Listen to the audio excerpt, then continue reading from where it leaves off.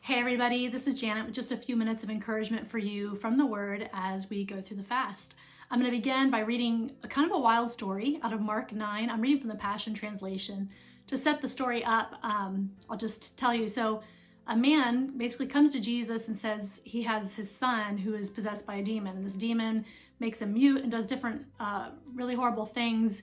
You know, with his son, he's really concerned. He wants freedom for his son. And he told Jesus, your disciples weren't able to help him. So they bring this boy to Jesus. And so when they brought the boy to Jesus, Jesus asked the father, how long has your son been tormented like this?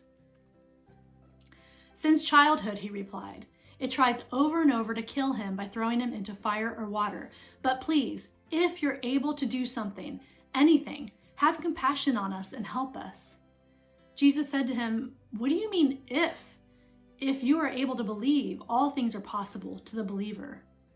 When he heard this, the boy's father cried out with tears, saying, I do believe, Lord, help my little faith. Now when Jesus saw that the crowd was quickly growing larger, he commanded the demon, saying, deaf and mute spirit, I command you to come out of him and never enter him again. The demon shrieked and threw the boy into terrible seizures and finally came out of him. As the boy lay there looking like a corpse, everyone thought he was dead. But Jesus stooped down, gently took his hand and raised him up to his feet, and he stood there completely set free. Afterwards, when Jesus arrived at the house, his disciples asked him in private, why couldn't we cast out the demon? He answered them, this type of powerful spirit can only be cast out by fasting and prayer. That's a pretty radical story, isn't it? Do I have it all figured out? For sure, no. But what I do know is this. If you're going to be praying anyone through any kind of deliverance or healing, for yourself or for someone else, it is wise to enter that in a state of fasting, a state of humility through fasting. That story reminds me actually of a friend of mine who I respect so much in her walk with the Lord. And I realized that she didn't drink alcohol. So I asked her, I said, what is your reasoning? What is your stance on drinking alcohol? And she said, it's not that I think it's wrong.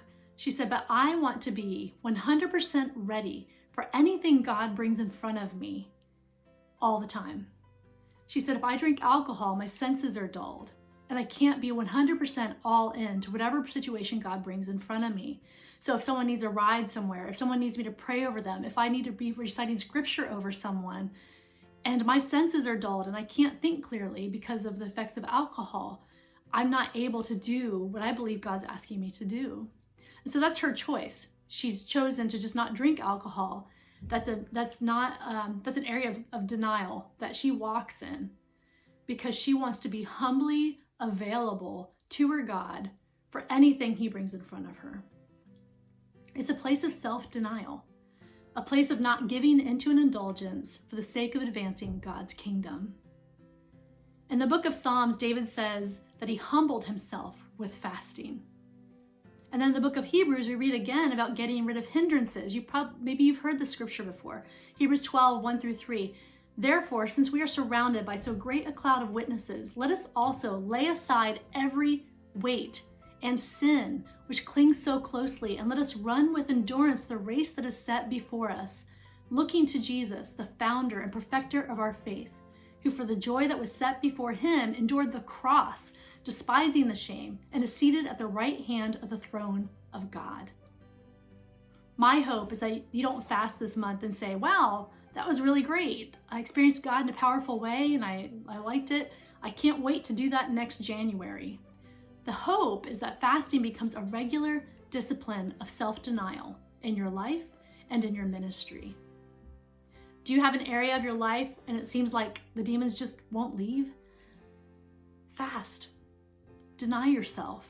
Truly humble yourself. Throw off every entanglement and distracting indulgence. Get serious and go after it with the tenacity of a hungry lion.